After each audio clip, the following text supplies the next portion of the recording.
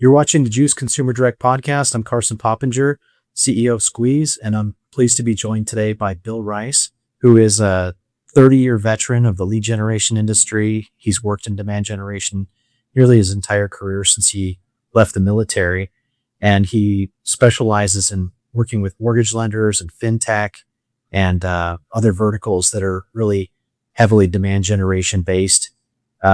Worked with a number of large players in the industry and generated a considerable amount of lead volume. He's also the author of the Lead Buyer's Playbook, which is a guidebook that has been promoted at all the different conferences that we've been to, and it's an information for lead buyers on how to better handle their lead buys and manage the leads that they're acquiring and getting the most out of every lead. And we're so pleased to have Bill with us today to get to know him, to hear his story, and to just talk about some of the things that you're working on, Bill. It's a pleasure to have you here. Yeah, thanks for inviting me, Carson. Super, your team is always impressive in the industry, and so it's my opportunity and honor to be here. So appreciate it. Oh, thank you so much. That's kind of you. Yeah, we've known each other for probably quite a few years. We've talked at conferences and bumped into each other. You're even I'm a fellow Detroiter. I know you're that's where you're based at, and Yep. we probably have a lot of the same favorite sports teams and things like that. And so Totally. it's always great to talk with my fellow Michiganders. So great to have you here. Appreciate it. Well, tell us about your story, sort of how you arrived here. I know 30 years in the industry, a lot of different experience that you've had over that time, and it's sort of changed drastically as well, especially in the last few years, which we'll talk about. But why don't you give us a little bit of a background on sort of how you got here? Yeah, so my background is quite meandering. Probably the common thread is just like incredible curiosity. Like you kind of mentioned, I started in the Air Force. I came out of the Air Force Academy. Up until that point, the only thought I had in life was being a fighter pilot. So I did that for a little bit. Didn't get all the way through flight training. And that was sort of the first like real catalyst in my life. I had always done well academically and athletically, and so that was kind of the first big dilemma when I didn't ultimately come out of pilot training, with that fighter, but was looking for another challenge. Pivoted pretty quickly because when you're in the Air Force, they you don't just get out when something doesn't work out. They're like, hey, at the time it was a book. They were like, hey, look through this book and find a new job. And so I found something that was kind of interesting. It was a small organization, not a lot of information around it, called Air Force Office of Special Investigations. And primarily they did the major crime investigations, but then they also had this kind of unique operational capability that was around counter-espionage. And I was a case officer. So ultimately, I did the rest of my time in the Air Force as a case officer, recruiting and operating assets and operations. So did that. Kind of a sort of early, interesting learnings and sort of motivation and how behaviors kind of work, and so that was kind of, again, this super early thread. I got out of the military and went through the revolving door, became a contractor, and since I was doing intel work, I kind of rotated into doing intel work with the major intelligence agencies, NRO, CIA, NRA, or so did a lot of work with the NSA and the NRO. And my specialty at that point, and this kind of like starts to lead us into marketing, was moving a lot of that intelligence tradecraft onto the early internet. So we're now around like 96, and the internet's just starting to start. And so built out information warfare capabilities. I was this kind of unique blend of intel officer, technology. Spent a few years doing that. And then we'll kind of fast forward At that time, the commercial, there's this kind of natural sine wave, if you will, of things where when the military and the kind of that DoD world is hot, the commercial sector is usually not. And then when DoD, and then that time there were a lot of conflict going on, and the things that I was doing was interesting, but was again, it was interesting, but we weren't it wasn't like, I don't want to sound kind of like trivial, but there wasn't as much money to be made there. So I transitioned to the commercial side of things. And as you often do, you're always trying to translate kind of what you did before. And so when I came into the commercial sector, it was a hard translation. And so I actually wandered into, and this kind of kicked off my mortgage journey. I wandered into one of the early internet only banks as an internet security guy to secure this bank. And so this was Deep Green Bank. I used to say we were the first and the last to do an unconditional HELOC offer online. But of course, Figure and some of those other folks have moved back in as HELOC market has taken off. But we built that bank. And that gave me a lot of opportunity to kind of move into a lot of different areas and explore my curiosity. So I started in internet security. Then I went over to getting our bank charters, kind of did risk for a little bit. And then as we launched out the bank, we had kind of a unique problem. We had spent a lot of money to create an internet only bank, but we didn't have kind of any marketing to be done. And so there were two kind of interesting things that were happening during that time. One, we reached out and started working heavily with Bankrate. And so now everybody in your audience knows about Bankrate. Mhm. But it's kind of interesting. When we started working with Bankrate, what Bankrate was known for is they did rate tables in the newspaper, and we would put our URL in. So we bought newspaper advertising from Bankrate, which is where they started. And then we also knocked on the door of a little tiny company called LendingTree. And at the time, this is one of my favorite stories. We said, hey, we want to buy everything that you generate online around home equity. We'll buy it all. And they said, yeah, that'll be great. We'd love to do that. We'll start faxing you leads on Monday. And we're like, we don't have any people here. And so we collaborated on their first, at the time, XML engine to post those leads. So at the time, they were doing an online lead through things like Yahoo Directory and those sorts of things. They were doing an online lead. They were taking that data in, and then they were turning it into a PDF, and then they were faxing it out. And so we were like, hey, why don't we just take the data?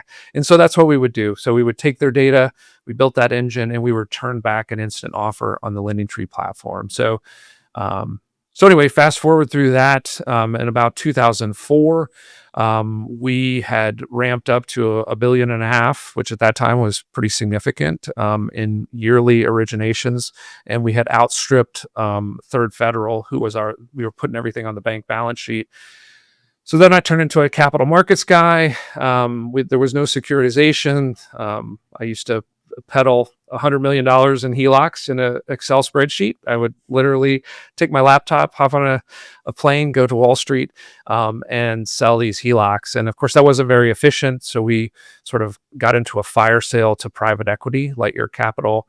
Losing bidder was Quicken Loans. And I didn't, even though I sold it to the private equity and I kind of led that sale, they wanted to turn us into a whole platform, which is kind of pretty typical around home equity. And so I wanted to continue doing consumer direct. So I went over to Quicken Loans, did consumer direct, started to build out some of their early technology, and then pivoted out. And we'll kind of draw the story up. But I think it's interesting to kind of just talk through all the different sort of pivots along the way. But I left Quicken Loans to start Kaleido, first as a lead management software.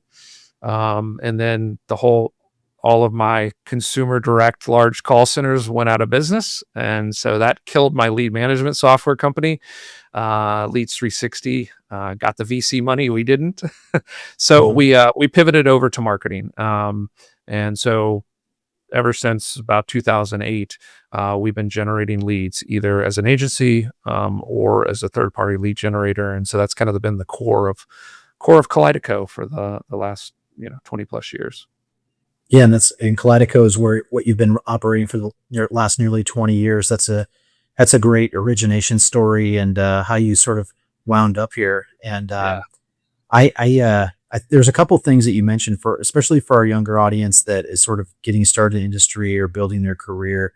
There's a couple things you mentioned that I'd like to call out. One was, you had this plan and you sort of thought you would, go into the Air Force and be a fighter pilot. And that was sort of your dream and everything that you'd planned for. And it didn't work out and you had to pivot and you changed into something that you felt like was going to be a great opportunity with the internet emerging and everything like that. What a great time to sort of get your feet into, internet technology and security and all that. And the other thing that you mentioned was your curiosity. And that's something that I've advised a lot of young people to always be curious about whatever you're working on, or what, if you're seeing something repeatedly, be curious about it, try to understand how it works.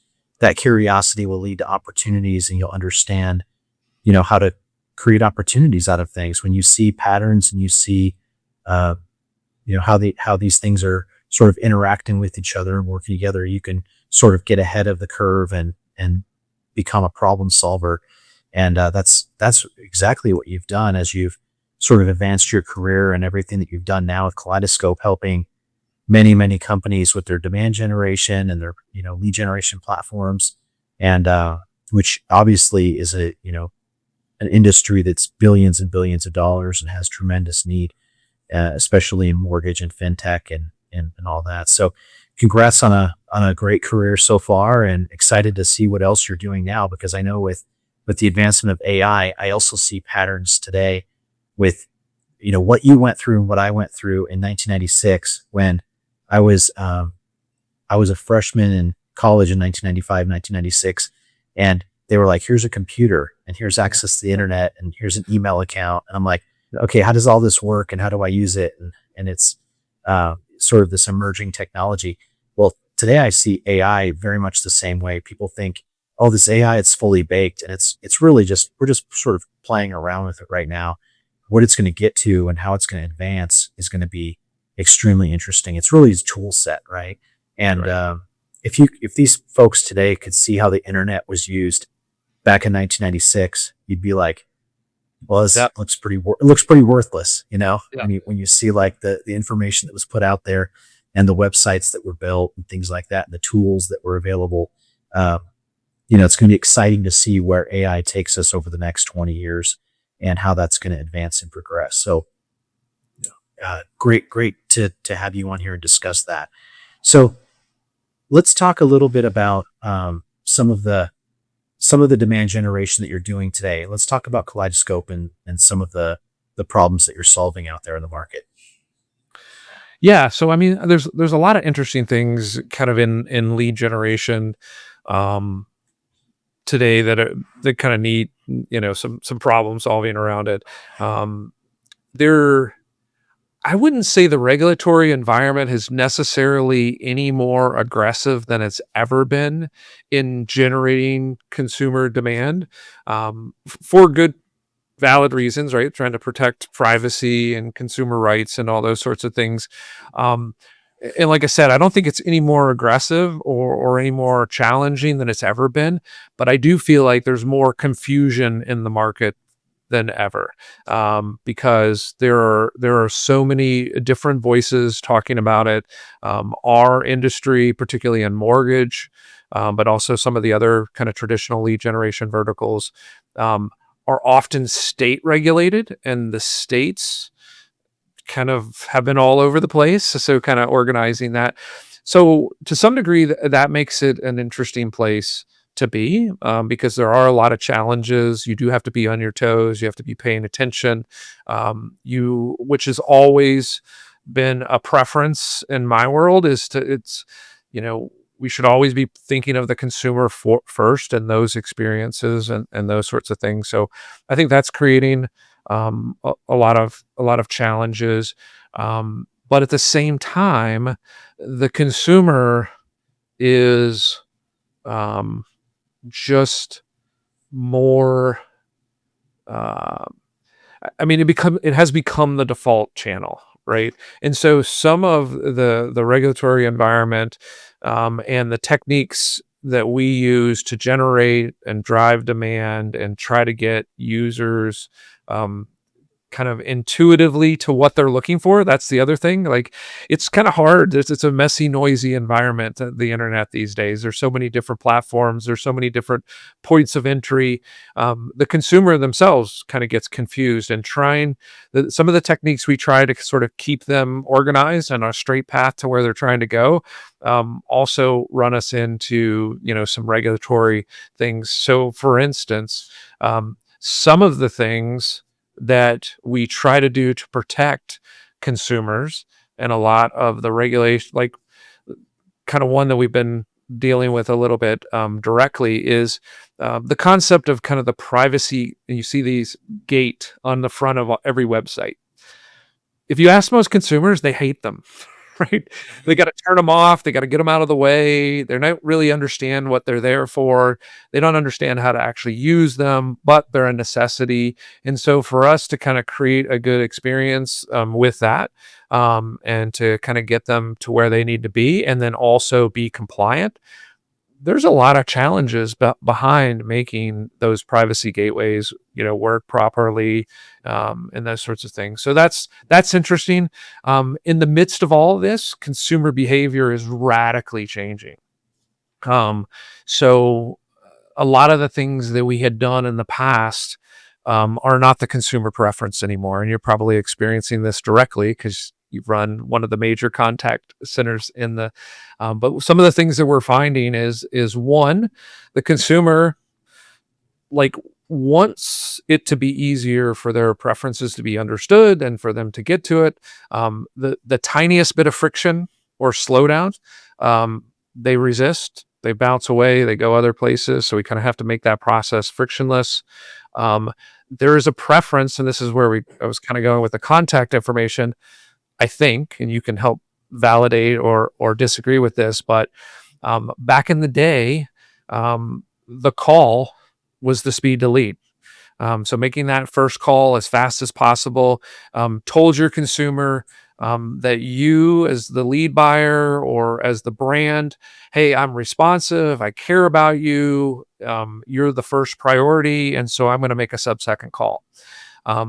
Fast forward 20 years later, now that kind of instant call is, especially with the younger generation, feels intrusive, feels aggressive, feels overwhelming. We have this like unprecedented phone anxiety. I know my kids, like they don't, if you tell them to make a phone call to like talk to somebody, they start to like lock up, right? And so a lot of that speed to lead has transitioned to what we thought was completely off limits, and the regulators to some degree are still alienated. This is, they would prefer a text message. They would prefer control over that interaction. They would prefer to schedule an interaction versus kind of that interaction come to them, directly, right? They want to control it. They want the timing. They want to have a conversation through text message. The other thing that I think that we're seeing through some of our early testing, and again, regulators are behind behind the ball on this because they're kind of preventing, again, another consumer preference. But I think we're starting to see in some of our testing a preference for the AI interaction, the AI chat, the AI SMS, the AI voice. There's something about that interaction that feels less intimidating than sort of human to human, especially for younger folks. And then I think also, I'll kind of wrap with this as far, because we could talk forever on all the things that are changing rapidly right now, but because of ChatGPT and those sorts of AI tools, back in the day when you put a chatbot on a website, everybody's like, oh, there's probably nobody there. If they're there, they're incompetent or they don't speak my language or whatever. So there was a distrust in chat. But because ChatGPT is so good, there's almost, well, there is a preference for that. And they know that they're going to actually be able to get further in that conversation and feel, and I think this is what everybody's trying to get to, that consumer is trying to get to a place where they feel confident in their knowledge and their understanding of the product or the service they're trying to go after, such that they can engage with the human. No one wants to feel at an information disadvantage, right? And so, Yeah. anyway, so those are some of the broad but aggressive changes I see in that consumer interaction in our business. Yeah, that is a great summary, and I think evolution that you sort of went through and explained. It's like, when I think back 25 years ago when I began in this contact center space and lead generation, we would work the leads that would come in. Yeah, there wasn't a lot of information at our fingertips then, and that consumer experience was very like linear. I guess it was like, hey, if I can get this person to raise their hand about this, then I can convince them to do this, and then I can convince them to do this, and then they're going to purchase. And like you said, there's so many fallout points. If there's any friction in that process today, people are going to be looking at like, what other options are there? I should consider this. So that customer experience is so important and so delicate. And for a lot of reasons, we see that too with us and what we're doing, because we have an entirely US based team. And that's sort of an advantage in that, because it's like, if you're in this experience, you're like, do I give my information to this person? Do I trust this person? And, my own family, I have senior members of my family who are getting scammed, or they're almost getting scammed. They're getting tricked into thinking that they're talking to Microsoft and it's not really Microsoft. And then they give their bank account information. And then they're like, so now they're sort of like starting to, those seniors who've been extremely trusting are now becoming untrusting, and they're not feeling like they should move forward unless they talk with some of their family, or they should, research this further. And so, there's just been so many changing dynamics in that whole consumer experience. And I think biggest of all is just access to information, like you said, and options that people know, I don't have to do this right now at this very minute. There used to be sort of like a lack of options and information and pressure to execute now. And that was all you needed, like in your pipeline or funnel, and so it's getting more complicated. I think that's where strategy and the right strategy, the right execution, it really has to be in play. And, I've also seen too, with some of the partners that we work with, volumes are probably down for a lot of those reasons too. The funnels are sort of shrinking, and we're having to remove the noise and just focus on the highest and best quality opportunities. And, so we're seeing some of that too for some of our partners, where a test might have involved, thousands of records a day previously. Now we're testing 100, a day, and we're going to see how the 100 perform. And, that presents challenges for us in scaling a team and building a team and process and getting enough at bats, I guess, if you will, to really hone the skills of the agents in the team and get them the volume that we need to, have a successful program and successful outcomes. But, it is an interesting change as things have sort of evolved. Right. Yeah. I think there's so there's probably like two sort of hot takes on how these processes change. I think to the lowering volume, we've seen similar things, but one of the things that we've seen and has been pretty effective is that this is my little mantra. I think technology should work leads, and humans should interact with humans, right? And so there's a lot of activity, and this is becoming higher quality with AI agents and these sorts of things that can work that higher volume and base and give that base of leads that are ultimately consumers a better experience in leading them or bringing them to the human to human contact, whether that's a video call or a traditional phone call, that brings and moves that person to trust, to confidence, to all those sorts of things. So I feel like the human, because that human interaction is still critical, right? That's the trust moment. There's a lot of regulatory reasons that still needs to be human interaction. And just the nuance in mortgage and insurance. And, you know, we always try to boil, like, I know in particular the mortgage, and we did this early in the day with Deep Green. We try to boil it down to kind of like its most simple form, but that sort of perfect happy day scenario is only like 5 or 10% or 20% of the market. There's a lot of nuance to people's situations and scenarios, and there's some messiness and everything. So the human interaction, but I do think that those humans will benefit from that, because those human interactions, one, we can have a higher number of them. We're not spending 80% of our day just dialing, for voicemail, right? We're spending 80% of our day having interactions and human to human conversations, which is a lot more fun, better for retention. I mean,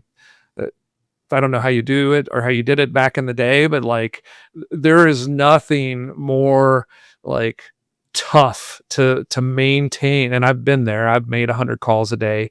Like that's just not a sustainable life, right? And so those can be. So I think there's some benefit to come out of that. The other thing on the marketing side, where I live, I think that we're going, and again, this is kind of like probably not the general point of view, but I really think this is going to be where we're going to end up. The website itself and the brand itself is going to start to move towards this kind of what I call zero UI, right? We're the provider of informations to other interfaces. Like at some point, and the consumer won't even be aware of it, right? Their agents, their AI agents, will do all of this research and education and those sorts of things. They're not going to go to Bankrate to figure out who has the lowest rate. They're not going to go to ABC Mortgage Lender to understand, how to buy their first home.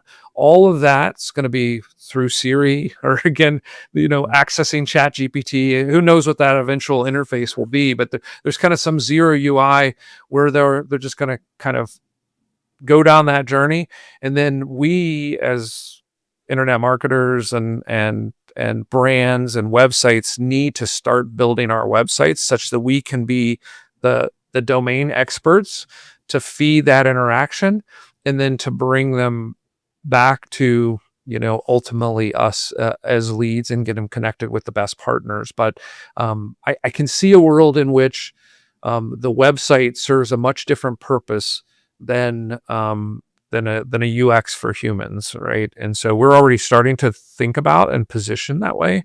But I do think, again, whether you're in marketing or sales, AI and technology is going to interact with what we traditionally think of as data and a lead. And then we're going to make a much more efficient use of the human to human interaction, which I think, again, will be better for the consumer and will be better for the loan officer, the insurance agent, the call center rep. That's will have more human to human interaction instead of human to voicemail and human to frustrated individual. So Yeah, it's interesting. There are like I've seen in the past few months in particular, the more I use like like a Chat GPT Pro or like I'm using like Gemini, some of the latest Gemini models and things like that. I'll ask questions about things, and it will start to say to me, because I know that you have, like for instance, I'm asking questions about maybe a particular lake or something like that. It says, oh, well, because I know you like to go to Idaho and you like to have your boat and your boat is this, you really should do this. And it starts to make recommendations based on things Yeah. that it knows about me. And that's like, I'm already seeing that evolution sort of happening, and it could start to recommend, products and things that I should consider. And, if I say to it, I'm looking for options to for lending and things like that, it's going to start to suggest lenders that I should shop with, or potentially lenders that have the best reputation for lowest rate or best product that's based on what it knows about me and what I'm looking for. And the more it gets to know me, the better those recommendations are going to become. And that's sort of the idea behind sort of where that's heading. I still am like frustrated at times though, when like today I was looking at like just some quick prospecting type stuff, and I was asking for, particular group or leaders at an organization, and I was asking you questions about prospecting for industries and things that we could work with. And it came back with it only was looking at like publicly available information, when I have a LinkedIn account, and I have, resources and things that I could tap into that could expand that search and really get it much more refined and much better results. And so there are still a little bit of limitations with it that are probably going to be smoothed out as it gets its hands into those pots, I guess, if you will. Yeah. So Yeah, that's interesting. and those are some great examples. I have my own funny story. So I like to do backpacking, and I've got some guys that I go backpacking. We did a down into the Grand Canyon and back out. So pretty aggressive backpacking trip. And then just recently, I had Claude wanted it to help me build we're going to do a road trip. We're going to fly out to Mount Rushmore with my wife. And then we're going to drive back and see some things. And I wanted to highlight it. And it's like, oh, you should do this hike and that hike. And I was like, whoa, wait a second. I know, me, but my wife doesn't hike. So let's adjust. So it is kind of funny how it does start to kind of know you better, which again goes back to my thing. I personally think that's better for the consumer, because it's going to give me back things once I kind of reposition it. Gave me back things that made it easier for me to sort of plan that trip. So I think I think that kind of thing is important. Lost my second point there, but I. So it's kind of interesting. How that will start to make it easier for the consumer to figure out, where they need to be and what they need to do, and it will understand their scenario and again kind of give them a better experience in that regard. Yeah, I've kind of long felt that way, not bagging on like door to door sales or anything like that, but I've long felt like with someone knocking on my door to sell me something, I'm like, you're just interrupting my day, and you're coming at me cold, and assuming because I have a house, I probably want solar on my roof, or because I have a house, I probably have a pest problem, and I've long said, look, if I have that problem or I'm interested in that, I know where to find it, and I know where to find you, and I'll come out and I'll reach out to you. I don't need you to come, knock on my door at 5 o'clock on Friday when I'm trying to relax after getting, through the week or whatever. And so, yeah, that's that linear, like make a contact and convert it kind of mindset. Yeah. Whereas you want to just be a little more sophisticated and the marketing that you're doing, so that people that have the need can find you, and that your product shines, and product and service shines above all the competition that's, that might be out there as well. And that reminds me kind of the second point to what you're saying. And I think this is where there's going to be an advantage for the more creative, system thinker, consumer focused. It's because just like the prospecting exercise you were going through, we're trying to give a consumer a good experience. Those who are domain experts and understand where they can get either proprietary data sets, or they can connect into their own data sets, they give their model an advantage in building these things, I think we'll start to win. Kind of one example of this, recently we were building out kind of a new interface, And I went down this path. So I'm doing, this is another thing where my job's changed a little bit. Before you would think of something and then you need to bring in a designer and a developer and you try to kind of get them with specifications and everything, try to get them to your vision. So now I'm actually doing a lot of prototyping. So one of the prototypes that I did, and this is where I think domain expertise comes in as is valuable. I said, hey, as we're building out a table of lenders, I think what the consumer really wants to understand in that table, and what probably is more compliant, is to take publicly available data in an interesting way and figure out which of those lenders is most likely to approve them. And so essentially what we did is we took HMDA and some other data sources that gave us origination volumes, gave us the type of products that they were originating, gave us their guidelines, right? An understanding of what they would approve. And then we built the classic calculator, where we would normally just do a calculation and then we would just list them a bunch of random lenders that were paying us. So instead what we did is we said, hey, give me your information, which is essentially a lead, put it into that information, and we'll go into this data set and we'll figure out, one, which lenders are most likely to qualify you. And then number two, which lenders most likely to qualify you for the largest loan amount. And so now this is an interactive experience. Now, can we layer monetization on that? Yes, but we weren't trying to figure that out first. One, we were trying to figure out, how can I give you the best consumer experience? How can I give you the experience that you're trying to achieve? You're trying to figure out, can I get a loan?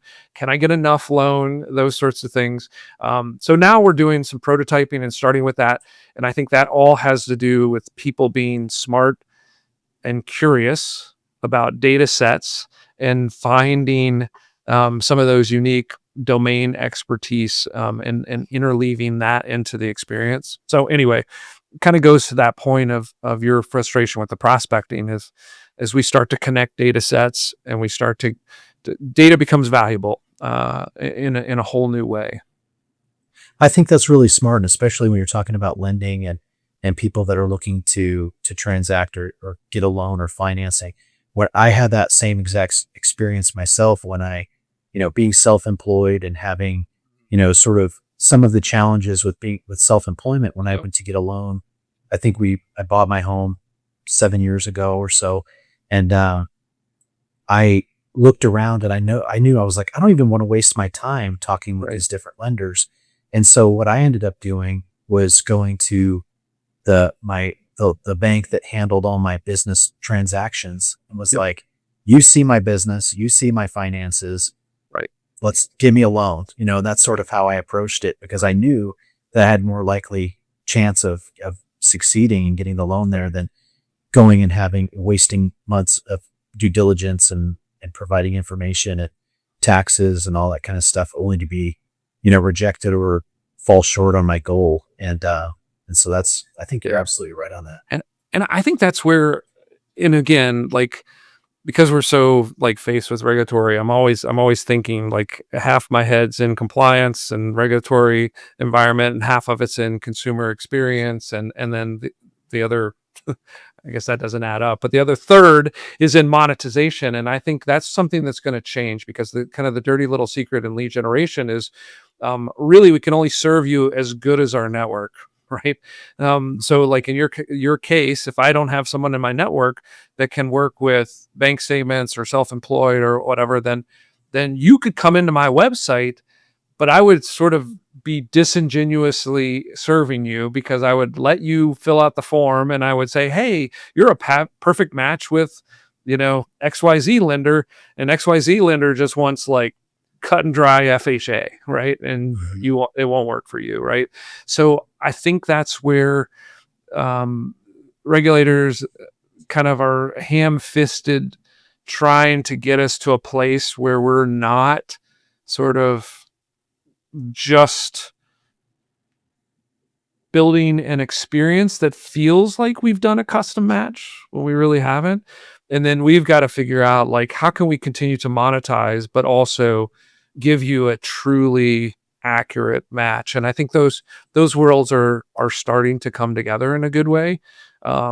but it's going to be messy. And the unfortunate part is we could deliver that experience, but putting all the monetization in place so that everybody gets paid for their work, Hmm. so to speak, it is difficult, right? Is difficult. So I can today tell Carson exactly where to go to get that perfect loan, to probably get the highest probability of qualifying, to get probably the lowest rate and the most loan amount, but I may not have monetized that relationship yet. So like it's hard for me to pass you through, right? But anyway, this is one of those challenges that we're going to have to figure out, and I think we're trying really hard to do that. But there are three pieces that have to fit together, and so but that's the fun. That's the fun of it. That's the chess. That's the chess game I liked playing in the Intel world, is how to kind of like make all these behaviors fit together and meet my objective. And then we're doing the same thing with marketing, is like, how do we get all those kind of three legs of the stool to come together in a good way, so that everybody's supported and we build a sustainable, good consumer experience. Well, Bill, I absolutely love this conversation. You're a fascinating person to talk to. You've got such tremendous experience, and I love how you're using your understanding of technology and the customer experience to just build a better outcome for the consumer. Build a better consumer experience for lending. And I think a lot of our lending audience and those that are involved in fintech and mortgage that listen to this podcast are going to get a tremendous amount of great insights and thoughts that they're going to come away with. So thank you so much for spending time with us today. Thanks so much for being here. Hey, it's all my pleasure. I love having these conversations. It is a deep and nuanced world that we live in lead generation, and it's kind of fun to nerd out with somebody who understands the landscape. My wife still doesn't know what I do. She says I work on computers, so it's fun to talk with an audience that understands the world we live in. Yeah, absolutely. So where can folks find you? Where's the best way to connect up with you? Yeah. So the kind of the main easy hub is just billrice.com. You can kind of see what I'm up to there. You can see the Kaleido as well as Bill Rice strategy there. Also working on, you mentioned the lead buyers playbook. I always think it's interesting and important to educate the lead buyer. There's such a lack of understanding. There's a lot of lead buyers and most of them don't know what they're buying. So anyway, that's a book I wrote out of passion. I'm also working on another one that you can start to explore some of the early chapters, and that's the sales team of one, which again you can find on billrice.com. You can read a couple of chapters of that, and that's really the concept of, like, originally I wrote it from my own perspective of often being a high producing sales individual, and leveraging some of these marketing techniques in a blended way. And I just have recently pivoted that to just really embrace what AI is going to bring to that sales operation. And so if you want to see some early what I think AI is going to do to sales, that's a good one to pick up and start reading those chapters as I pump them out. Absolutely. I can't wait to check that out. And will you be at Contact IO in Denver? I will not. This one of my big passions is traveling. I'm actually traveling for pleasure during that time, so I won't be there. But I'm usually at Lead Generation World, LeadsCon, all the normal places. But yeah, Contact I'm missing this year, but always a great conference. Well, have a great trip, and hope you travel safe and have a great experience with your family. So, Appreciate it. well Thanks, done. Carson. Thanks so much for being here, Bill. Take care. All my pleasure. Thank you.